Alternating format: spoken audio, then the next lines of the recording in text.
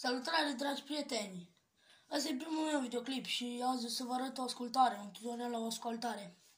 Mie mă place foarte mult și sper să dați și voi un like, dacă facem 10 like-uri la videoclipul ăsta și 5 abonați, o să mai postez ce scrieți voi în comentarii. Aia o să postez. Ce melodie vreți. Ascultarea sună așa.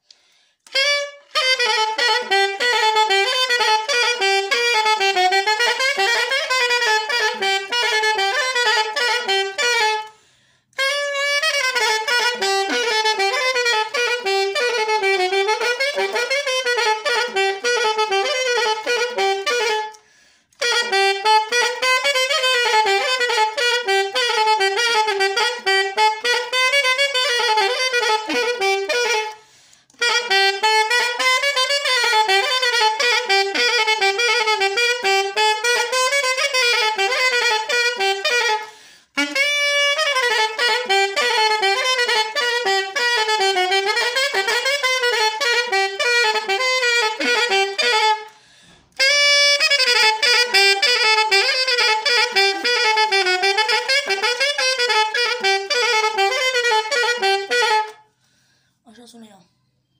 Acum vă fac tutorial și sper, dacă vă place, vă mai zic 10 like-uri și comentarii să văd ce vă place.